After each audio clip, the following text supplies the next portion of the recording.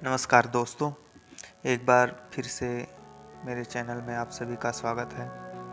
दोस्तों, आज मैं महाशिवरात्रि की कथा का वर्णन कर रहा हूँ। इस कथा का वर्णन शिवपुराण से मिलता है। इस कथा के अनुसार पुरातन काल में एक शिकारी था जिसका नाम चित्रभानु था। यह शिकारी एक साहूकार का कर्जदार था। कर्ज न दे पाने की स्थिति में साहूकार ने एक शिवमठ में से बंदी बना दिया। संयोग से जिस दिन से बंदी बनाया गया उस दिन महाशिवरात्रि थी।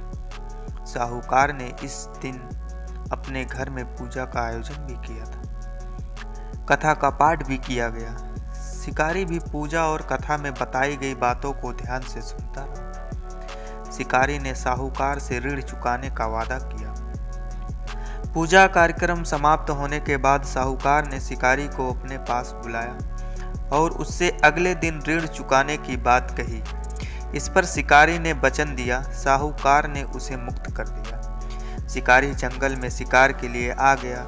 शिकार की खोज में उसे रात हो गई। जंगल में ही उसने रात बिताई। शिकारी एक तालाब के किनारे एक बेल के पेड़ पर चढ़कर रात बिताने लगा। बेलपत्र के पेड़ के नीचे एक शिवलिंग था जो बेलपत्र से ढका हुआ था। इस बात का शिकारी को कुछ भी पता नहीं था। आराम करने के लिए उसने बेलपत्र की कुछ शाखाएं तोड़ी। इस प्रक्रिया में कुछ बेलपत्र की पत्तियां शिवलिंग पर गिर पड़ी।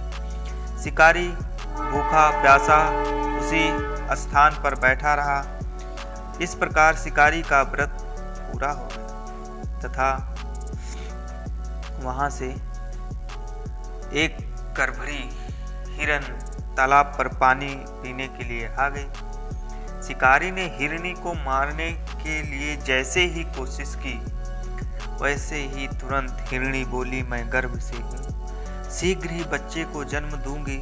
तुम एक साथ दो जीवों की हत्या कैसे करोगे? यह उचित नहीं होगा। मैं अपने बच्चों को जन्म देकर शीघ्र ही आपके पास आ जाऊंगी, तब आप मेरे शिकार कर लेना। शिकारी ने भी उसे जाने दिया। हिरणी भी वहां से चली गई। धनुष रखने में कुछ बेलपत्र पुनः टूटकर शिवलिंग पर गिर गई। इस प्रकार उससे अनजाने में ही प्रथम प्रहर की पूजा पूर्ण हो गई। कुछ देर बाद एक ओर से दूसरी हिरणी उधर से निकली। पास आने पर शिकारी ने तुरंत ही धनुष और तीर चढ़ाकर निशाना लगा दिया। लेकिन तभी हिरणी ने शिकारी से निवेदन किया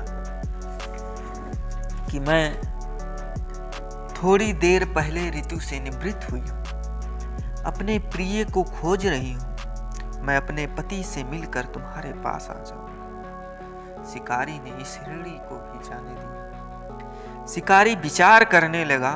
इसी दौरान रात्रि का आखिरी पहर भी बीत गया। इस बार भी उसके धनुष से कुछ बेलपत्र टूटकर शिवलिंग पर जा गिरे। इस प्रकार उसके द्वारा दूसरे पहर पूजन प्रक्रिया भी पूर्ण हो गई। इसके बाद तीसरी हिरणी दिखाई दी जो अपने बच्चों के साथ वहां से गुजर रही थी। शिकारी ने धनुष उठाया, निशाना लगाया। शिकारी तीर को छोड़ने ही वाला था कि हिरणी बोली, मैं इन बच्चों को इनके पिता को सौंप कर लौट आऊंगी, मुझे अभी जाने दो। शिकारी ने ऐसा करने से इनकार कर दिया। कहा कि मैं इसके पहले भी दो हिरणी को छोड़ चुका हूं। हिरणी ने कहा कि शिकारी, मेरा विश्वास करो, मैं वापस आने का वचन देती हूं। शिकारी को यह बात दिल पर लगी। जब हिरणी पर दया आ गई तो उसे भी जाने दी। उधर भूखा प्यासा शिकारी जाने में बेल की पत्तियां तोड़ तोड़ कर शिवलिंग पर फेंकता रहा। सुबह की पहली किरण निकली तो उसे एक मृग दिखाई दिया। शिकारी ने खुश होकर अपनी तीर धनुष पर चढ़ा लिया। तभी मृग ने दुखी होकर शिकारी से कहा, यदि आप मुझसे पूर्व आने वाली तीर हिरनियों और बच्चों को मार डाला है तो मुझे भी मार दो। देर न करो, क्योंकि मैं यह दुख सहन नहीं कर सकता हूँ। और मैं उन हिरणियों का पति। यदि आपने उन्हें जीवन दान दिया तो मुझे भी छोड़ दो, मैं अपने परिवार से मिलकर वापस आ जाऊंगा, मेरा विश्वास करो। शिकारी ने उसे भी जाने दिया। सूर्य पूरी तरह से निकल आया और सुबह हो चुकी थी। शिकारी से अनजाने में ही व्रत, रात्रि जागरण, सभी प्रकार की पूजा, शिवलिंग पर बेल पत्र चढ़ाने की प्रक्रिया पूरी हो चुकी थी। भगवान शिव की कृपा से उसे इसका फल तुरंत प्राप्त हुआ। भगवान शिव की कृपा से हृदय बदल गया, भावुक हो गया। शिकारी का मन निर्मल हो गया। कुछ देर बाद ही शिकारी के सामने संपूर्ण मृग परिवार मौजूद था ताकि शिकारी उनका शिकार कर सके।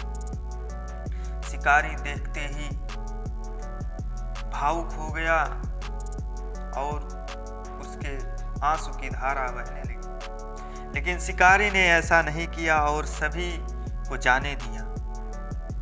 महाशिवरात्रि के दिन शिकारी द्वारा पूजन की विधि पूर्ण करने के कारण उसे मोक्ष प्राप्त हुआ। शिकारी मृत होने पर यमदूत उसे लेने आए तो शिवगणों ने उन्हें वापस भेज दिया। शिवगण शिकारी को लेकर शिवलोक चले गए। भगवान शिव की कृपा से अपने इस जन्म राजा चित्रभानु स्वयं के पिछले जन्म को याद रख पाए और महाशिवरात्रि के महत्व को जानकर उनका अगले जन्म में भी पालन कर पाए और वो सफल हुए। तो दोस्तों, यह कहानी आपको कैसे लगी प्लीज़ कमेंट में बताइएगा। और दोस्तों, मेरे चैनल को सब्सक्राइब करिए, लाइक करिए, शेयर करिए। हर हर महादेव।